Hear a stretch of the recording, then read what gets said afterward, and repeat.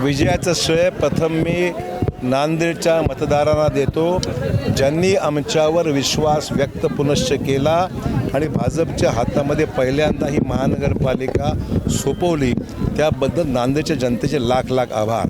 त्याचबरोबर या देशाचं नेतृत्व करणारे यशस्वी पंतप्रधान नरेंद्र मोदी साहेब, राज्याचे मुख्यमंत्री देवाभाऊ अर्थात देवेंद्र फडणवीसजी यांच्याबद्दल विश्वास व्यक्त केलेला आहे लोकांनी, आणि जरूर आमच्यावर विश्वास व्यक्त करत असताना माझे असंख्य कार्यकर्ते हे सुद्धा विजयासाठी तेवढेच इन्वॉल्व होते की त्यांनी मेहनत खूप घेतली, म्हणून त्यांचे मी आभार मानतो।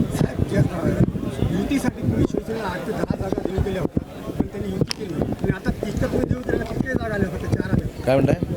जागा देणार होता, तितक्या जागा आलेल्या आहेत। तितक्या जागा आल्या नाहीत म्हणून त्यापेक्षा निम्मे आले, पण त्यांनी आम्ही तर त्यांना सांगितलं होतं, ज्यावेळेस त्यांची चर्चा आमच्याशी सुरू होती त्यावेळेस DP सावंत होते, राजूरकर होते, आमचे चैतन्य बापू होते, आम्ही त्यांना सांगितलं होतं की मी 8 ते 10 जागा तुम्हाला निश्चित देऊ। ते करत असताना बरीच कसरत होती, परंतु आमच्या कार्यकर्त्यांना थोडंसं बाजूला सारूनसुद्धा आम्ही द्यायला तयार होतो, पण त्यांनी आमचं ऐकलं नाही दुर्दैवाने। ठीक आहे, परंतु आपण पाहिलं युती झाली असती तर कदाचित त्यांनाही त्रास झाला नसता। युती मिळवण्यामागे कोणाचं काय हेतू होता? मला सांगणं कठीण आहे, त्यांचा अंतर्गत प्रश्न आहे, परंतु आम्ही स्पष्ट आमची भूमिका होती, आम्ही त्यांना सोबत घ्यायची तयारी होती आमची। कल्याणकरांचं म्हणणं असं होतं की मी 4,500 कोटी रुपये खर्च केले, 3 जागा आल्या, सव्वा असं आहे की काम करणं कशासाठी? निधी खर्च केला ते म्हणतात। निधी म्हणजे इलेक्शनसाठी खर्च केला आहे? हां,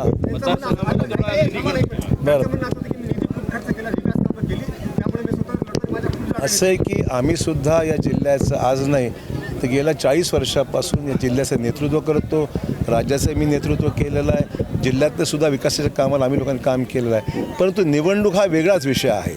लोकांना राजकीय स्थैर्यसुद्धा लागत असतं, आणि केंद्रात आणि राज्यामध्ये सरकार जे BJPचं आहे त्या सरकारच्या माध्यमातून जिल्ह्याला अधिकचा पैसा मिळेल, विकासाच्या कामाला चालना मिळेल। मुख्यमंत्र्यांनी जे काही भाषणामध्ये विषय स्पष्ट केलेले आहेत त्या अनुषंगाने पुढची वाटचाल आपल्याला करता येईल, तो अँगल लोकांच्या मनामध्ये होता, आणि म्हणून त्यांनी भाजपच्या बाजूने कौल दिलेला आहे। राष्ट्रवादीच्या आमदारांना खूप खालच्या बाजूने टीका केली आहे।